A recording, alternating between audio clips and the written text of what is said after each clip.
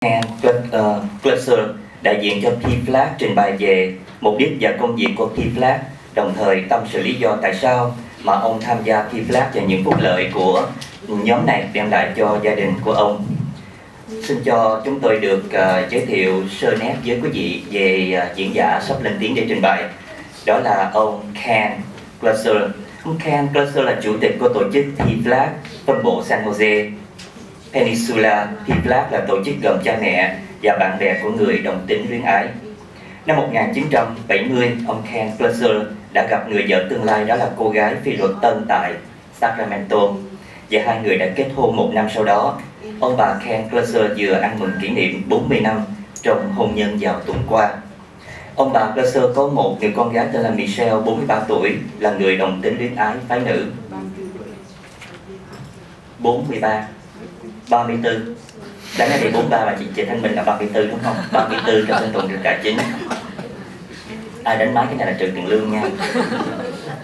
Michelle và người yêu của cô là Naomi Marks, cũng 34 tuổi, cùng tốt nghiệp từ trường đại học UC Santa Cruz vào năm 1999, và cả hai đã kết hôn vào ngày 20 tháng 8 năm 2000. Naomi vừa nhận được bằng tiến sĩ, tức là PhD, ngành Geochemistry từ trường UC Davis, và đang làm việc tại Lawrence Livermore, từ phòng thí nghiệm tại đó. Michelle đang làm cho công ty tên là 23andMe tại Martinville. Michelle và Naomi có một con trai.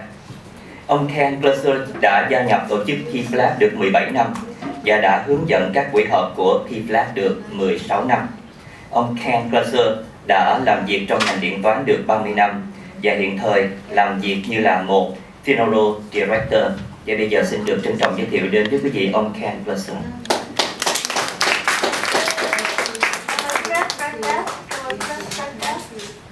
Thank you very much. It's an honor to be here. My name is Ken Klucsor, and it's true. My wife and I do have we had a 40th anniversary last week, and I do have to leave here exactly at 4:30 because we're having an anniversary dinner in Palo Alto at 5:30. So I can't stay very much longer. But I am honored to be here, and I'm really glad to see such a turnout. I have a daughter named Michelle who's 34 years old. She's married to Naomi, who's also 34, and like he said, Naomi just got her PhD in geochemistry, and they have an absolutely wonderful marriage, and their life is as happy and normal as it could be, in fact probably better than the average heterosexual marriage. So they are doing terrifically well. When our daughter came out to us at the age of, she was about 16, when she told my wife and I that she figured out she was a lesbian. Now we were completely shocked because our daughter is, we had this image in our mind of what a lesbian is like. And what we thought is that all lesbians are butch, and all lesbians are macho, and all lesbians are, are butch lesbians, Well, it turns out my daughter is about as feminine as a person could be. First of all, my wife is Filipino. Luckily, my daughter looks like my wife, doesn't look like me. And she was on the girls' swimming team at Cupertino High School. And she was really, really pretty girl, really pretty. All the boys in school wanted to date her because she was on the swimming team, she was an academic student, she was really pretty, she had a great body, and she was really feminine, and she walked like a girl and talked like a girl and looked like a girl, and all the boys wanted to date her. And so she was dating these boys. She dated a boy who was named Peter, and he was about 6'4", and he had blue hair. I remember blue hair was in style when she was in high school, it'd be about like 1993, I guess it was. And so she was dating the best looking boys at Cupertino High School. And she told us years later, she said, well, when I held a boy's hand, there was no fireworks. And I said, I understand that. And so what happened was, one day when she was on the girls' swimming team, the girls on the team were telling her how lucky she was that the best looking boys in high school wanted to date her. And she realized that she was attracted to the girls who were telling her how lucky she was. So when she tells the story today, it's kind of funny, and she makes fun, because right now her life is great. She has a terrific job. We have a 4-year-old grandson. He's 4.5 years old. He is the smartest person in the world. He's a terrific guy. I was babysitting him yesterday. She's happily married. Her life right now could not be better. But when she was 16, it was really traumatic to, to realize that you're different. It's just, and to realize, like she said, like my wife and I were shocked that she was a lesbian. But the most shocked person of all was our daughter Michelle, because she didn't want to be a lesbian. She was, if the best looking boys in high school want to date you, why not be heterosexual, right? And what this proves, of course, is that being gay is not a choice, being lesbian is not a choice, and being heterosexual is not a choice. And anybody who's heterosexual, you have to ask yourself, when did you choose to be heterosexual? Well, you didn't. You were born that way. Anybody that's gay and lesbian, when did you choose to be gay and lesbian? Well, you didn't. You were born that way. And so that's kind of the long and short of the story. So that's so our daughter's doing great. And I want to give you a quick overview of what PFLAG is. I happen to be the president of the San Jose Peninsula chapter of PFLAG. PFLAG is Parents, Families, and Friends of Lesbians and Gays. We have about, I just looked it up on, thanks to my iPhone, I just looked it up at pflag.org. This is the latest data. PFLAG has about 200,000 members in the United States. We have chapters in about 500 communities. Our current membership of our chapter here in the San Jose Peninsula is about 230 members. PFLAG began in 1973 in New York City.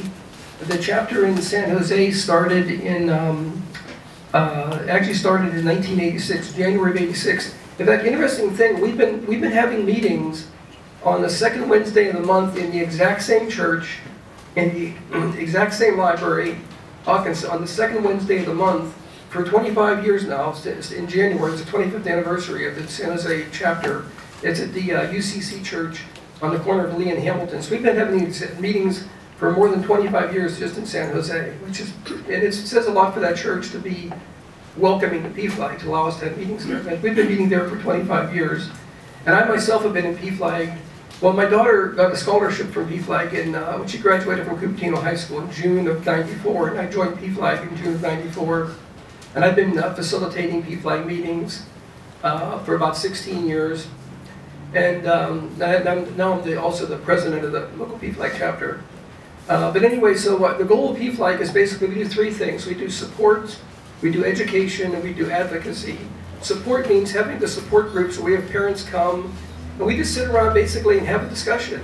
Because parents, we have parents that come to us who actually tell us they're actually embarrassed to come. They say, I'm not prejudiced against gays and lesbians. I don't have anything, but I just found out my son is gay, or I just found out my daughter's a lesbian. I shouldn't even be here. Why am I here? Because people just have to, come to terms with accepting their gay son or lesbian daughter. So we do the supports, one of the first things we do. We do education because we have a speakers bureau that goes to high schools and colleges, and we also talk at some of the employee clubs, like the Gay Lesbian Club at Intel, for example. So that's our speakers bureau. And then we also do advocacy, like advocating for gay and lesbian equal rights for marriage. Oh, by the way, last thing, my daughter is pregnant again. So she had, our son is 4.5 years old, and he's the coolest guy in the world. And she used a sperm bank at Stanford Medical School.